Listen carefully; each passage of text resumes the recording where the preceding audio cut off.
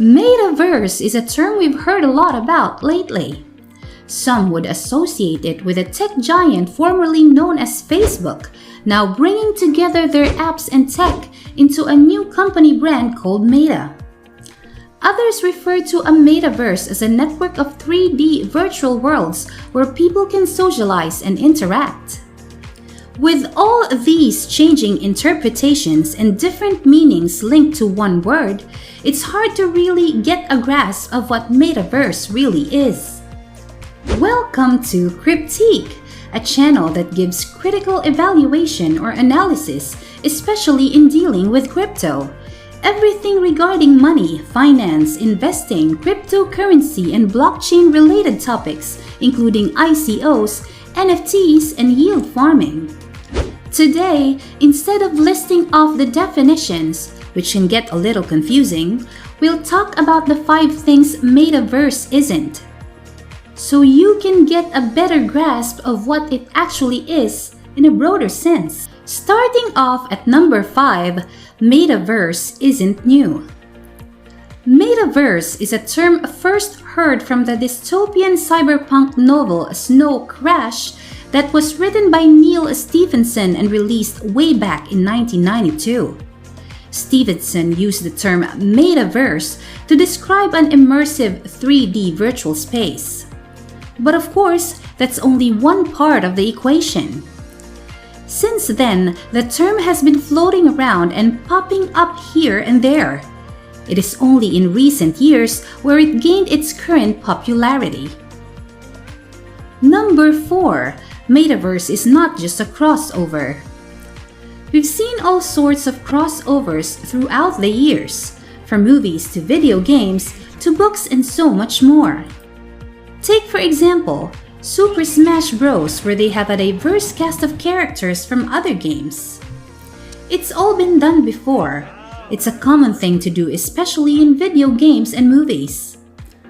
Another example would be Fortnite, where they added Kratos from God of War, Vi from Arcane, and even John Wick into the game. This is done so companies can make use of their shared popularity to diversify their demographic.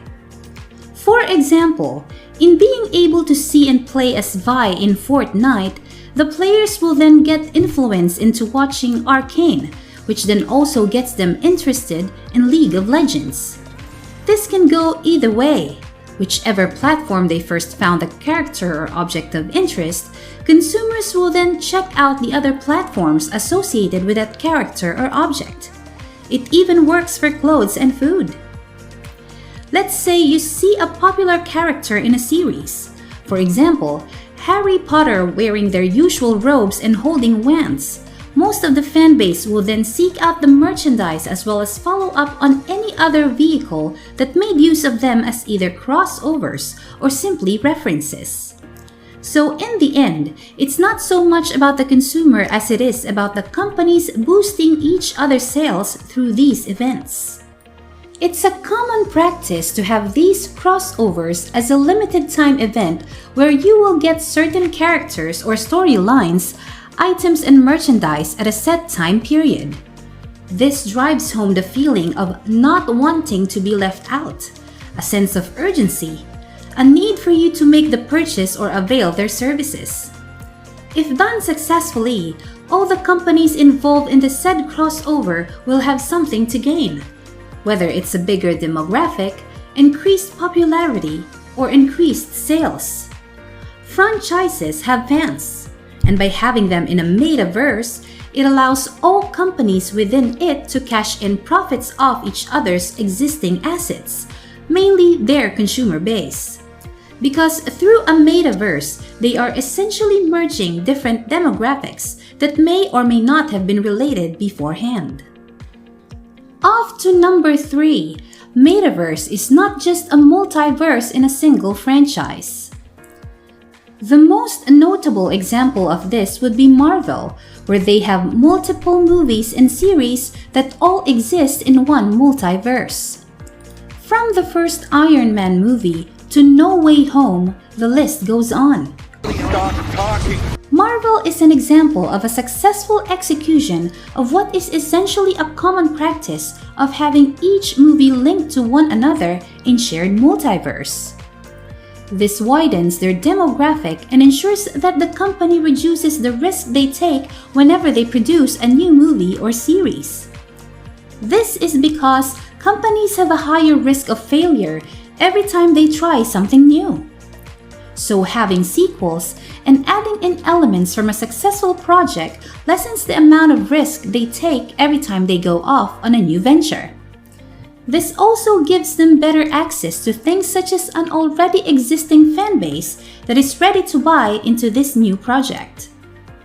What other examples of a successful multiverse do you know? Let us know in the comments below. What makes it work? And what makes a bad multiverse? We'd love to hear your thoughts. So make sure to subscribe and click the notification bell for more videos. Next, we have number 2. Metaverse is not just a 3D interactive virtual world. Virtual reality has really seen a huge rise in popularity over the years. Using the latest AR and VR technology, these 3D realms give you a new experience based on mostly ordinary things. It enables you to chat with other people and interact with them as well as interact with various objects, play games, and many more, all the while being in a virtual version of reality.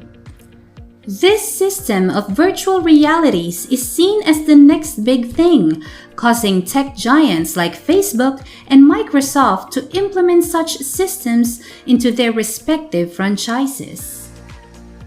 The technology also benefits various cryptocurrencies where they can be used to purchase things such as different types of utility tokens and virtual collectibles, thus creating a virtual economy within these shared virtual reality spaces.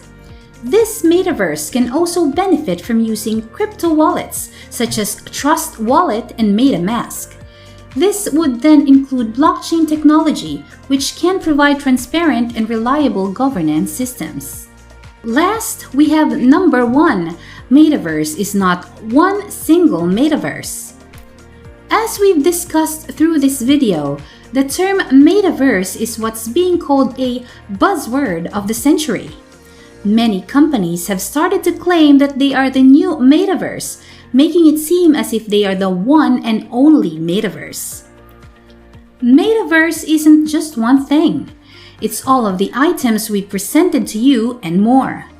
It's an emerging phenomenon that has yet to really get a single definition that is agreed upon by the majority. It in essence is a collection of many things. It can be described as something that connects what you love to another thing that you love. It can connect various amounts of your interests.